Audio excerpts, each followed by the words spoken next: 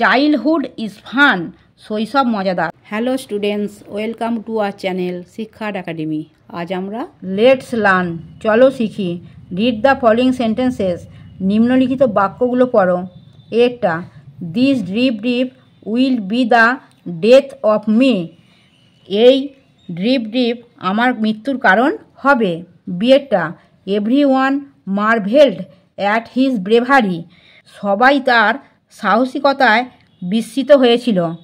সিয়েরটা, Bholenath came back home in utter despair, Bholenath চরম হতাশায় বাড়ি ফিরে এসেছিল।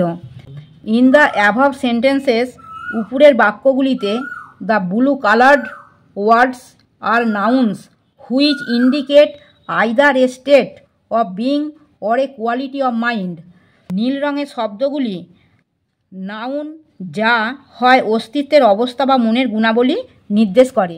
লেটস ডু, চলো করি। অ্যাক্টিভিটি 8-এ রিড দ্য ফলোইং সেন্টেন্সেস, নিম্নলিখিত বাক্যগুলো পড়ো। Underline the nouns which indicate either a state of being or a quality of mind, সেই নাউনগুলির নিচে দাগ দাও যা অস্তিত্বের অবস্থা বা মনের গুণাবলী নির্দেশ করে।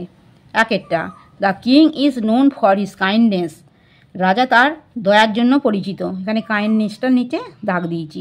দুয়েরটা, the beauty of the flower attract me, ফুলের সৌন্দর্য আমাকে আকৃষ্ট করেছিল, এখানে বিউটির নিচে দাগ দিয়েছি।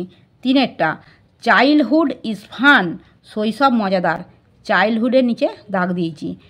চারেরটা, India attained freedom in 1947, Bharat 1947 সালে স্বাধীনতা লাভ করেছিল, এখানে ফ্রিডমের নিচে দাগ দিয়েছি। আমার পড়ানো যদি তোমাদের ভালো লেগে থাকে তাহলে এই ভিডিওটি লাইক করবে, বন্ধুদের মধ্যে শেয়ার করবে এবং আমার চ্যানেলটিকে সাবস্ক্রাইব করে বেল আইকনটি অন করে দেবে।